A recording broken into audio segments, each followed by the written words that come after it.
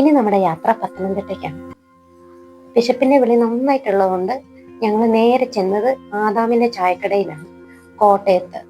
ഇവിടെ ചെന്ന് കയറുമ്പോഴേ ഒരു എസ്തറ്റിക് ഫീലിംഗ് ആണ്.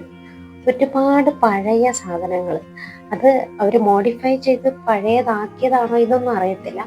എന്തായാലും ഒരു പഴയ വണ്ടികളൊക്കെ, ഓട്ടോറിക്ഷ, ജീപ്പ്, പിന്നെ ഇതാ ഉന്തുവണ്ടി, അങ്ങനെ ഒരുപാട് ഒരുപാട് സാധനങ്ങളുണ്ട്. പഴയ കാലത്ത് പണ്ട് വരുന്ന ഈ കുപ്പിയൊക്കെ വെച്ചിട്ടുള്ള ഉന്തുവണ്ടിയില്ലേ, ആ ഉന്തുവണ്ടിയിൽ കുറേ മിഠായികളും ആ ഒരു പഴയ രീതിക്കുള്ള മിഠായികളൊക്കെ ഉണ്ട്. പിന്നെ ചായ ആയാലും അടിക്കുന്നത് തന്നെ, അതായത് ഒരു പഴയ രീതിയിലുള്ള സ്റ്റൈലാണ് ഇവിടെ ഫോളോ ചെയ്യുന്നത്. പിന്നെ ഇവിടുത്തെ പാത്രങ്ങളായാലും വാഷ് ഏരിയ ആയാലും എല്ലാം ഭയങ്കര ഡിഫറെൻ്റ് ആണ്. ഒരു കുഞ്ഞു മ്യൂസിയം എന്ന് തന്നെ നമുക്ക് വേണമെങ്കിൽ പറയാം. പിന്നെ കുട്ടികൾക്കായാലും പഴയ രീതി എന്താണ് ഇതൊക്കെ നമുക്ക് മനസ്സിലാക്കാൻ പറ്റും. പാത്രങ്ങളായാലും ഒരുപാട് സാധനങ്ങൾ അവിടെ വെച്ചിട്ടൊക്കെ ഉണ്ട്.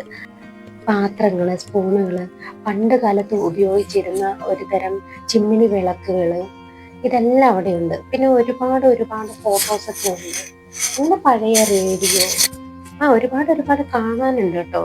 അപ്പം നല്ല രസമുണ്ട്. എന്തായാലും ഫുഡും ഒരുപാട് നല്ലതായിരുന്നു. പിന്നെ ബ്രേക്ക്ഫാസ്റ്റ് ആയതുകൊണ്ട് ഒരുപാട് വെറൈറ്റി ഫുഡൊന്നും നമുക്ക് ഓർഡർ ചെയ്യാൻ പറ്റിയില്ല. എന്തായാലും പഴമയുടെ ഒരു രീതി പറയുന്ന ഒരു ചായക്കടയാണ്.